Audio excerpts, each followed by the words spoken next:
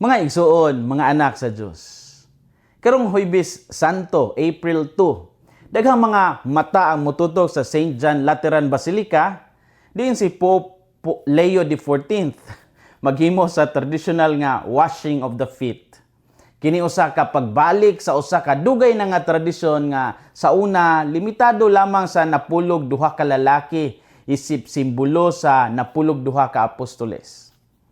Mahinumduman nga sa panahon ni Pope Francis, sulod sa 12 ka tuig niya nga pagka-Santo Papa, iyang giusab kini aron maapil ang mga kababayin-an o ang mga tao nga gikan sa lain-lain nga kahintang sa kinabuhi.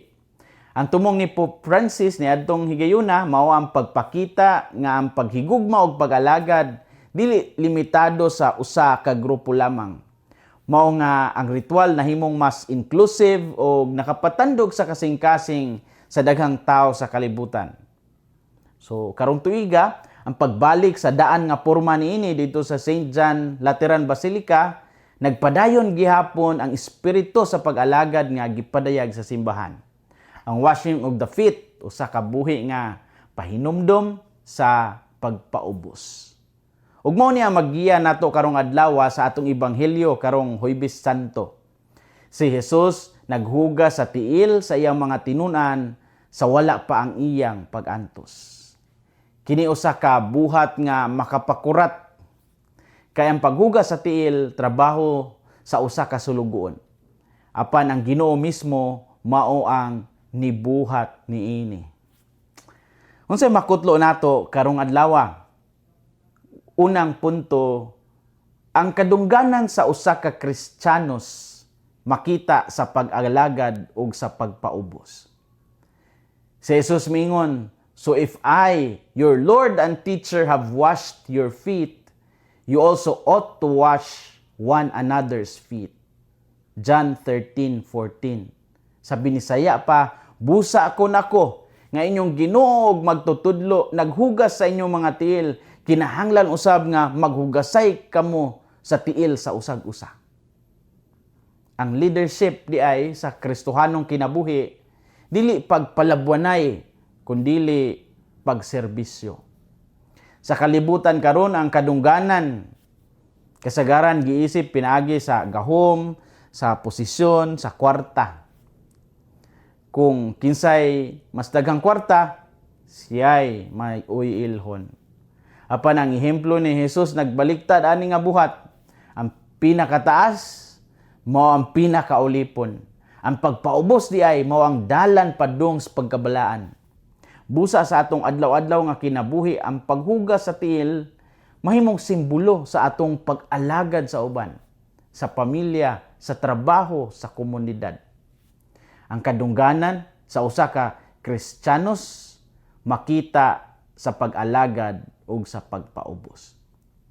Ikaduhang punto, ang paghigugma dili lamang makita sa pulong kundili diha usab sa buhat.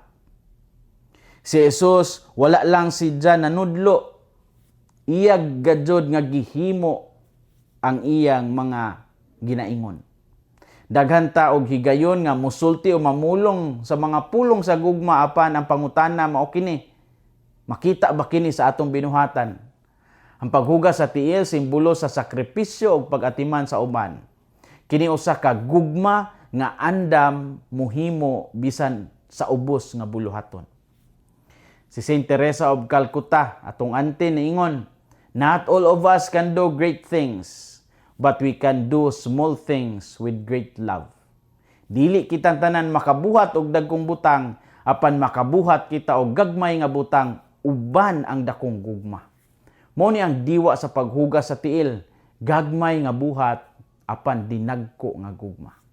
Busa ang atong pagtuo dili lang kutob sa simbahan, kinahanglan kini makita sa atong relasyon sa uban, sa pagpasaylo, sa pagtabang sa mga nanginahanglan o sa mga pag-amuma nga kinahanglan natong ihatag diha sa atong pamilya.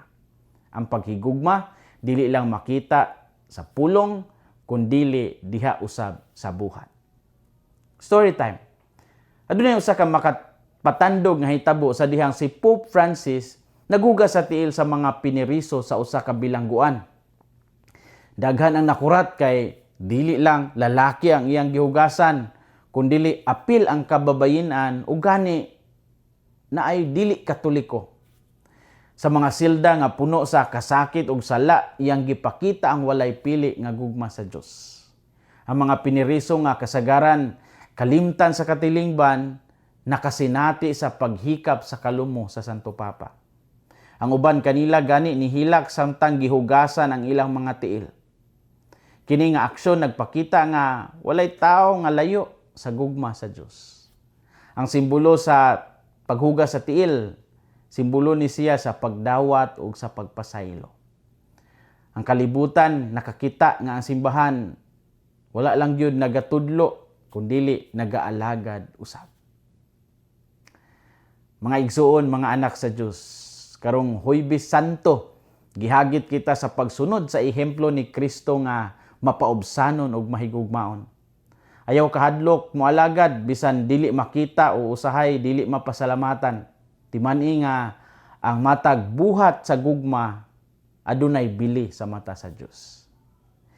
Ipaubos nato ang atong kaugalingon aron mapataas ang uban. Ayaw lang kutob sa pulong ang inyong gugma. Ipakita usab kini sa buhat.